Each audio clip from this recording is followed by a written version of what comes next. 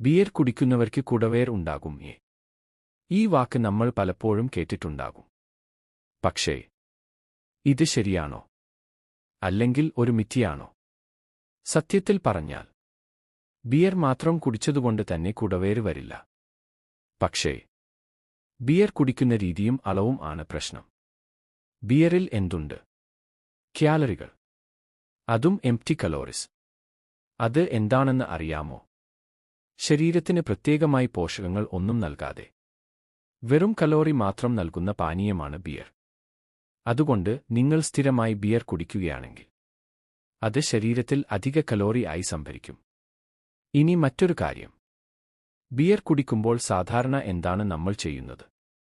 Chips, fried items, non veg snacks ഇതെല്ലാം കൂടെ കഴിക്കാറുണ്ട് അല്ലേ? ഇതാണ് യഥാർത്ഥ പ്രശ്നം. ഇതെല്ലാം ചേർന്നാൽ ശരീരത്തിൽ കൊഴുപ്പ് കൂടാൻ തുടങ്ങും. അതിൽ പ്രധാനമായും അടിഞ്ഞുകൂടുന്നത് എവിടെയാണ്?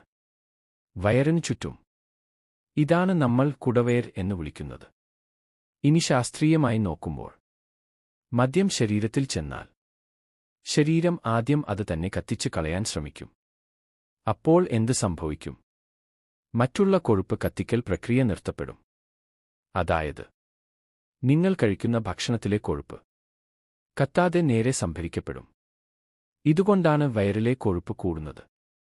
ചില പഠനങ്ങൾ പറയുന്നത് ദിവസവും കൂടുതൽ അളവിൽ മദ്യം കഴിക്കുന്നവർക്കു വയറിലെ കൊഴുപ്പ് കൂടാനുള്ള സാധ്യത വളരെ കൂടുതലാണ്. പക്ഷേ ഒരു പ്രധാന കാര്യം ഓർമ്മിക്കണം. മിതമായ അളവിൽ ഇടയ്ക്കിടെ മാത്രം ബിയർ കുടിക്കുന്നവർക്കു അത് വലിയ പ്രശ്നമാകണമെന്നില്ല. അതുകൊണ്ട് പ്രശ്നം ബിയർ അല്ല, അളവിന് മീതെയുള്ള ഉപയോഗമാണ്. അപ്പോൾ എന്താണ് പരിഹാരം?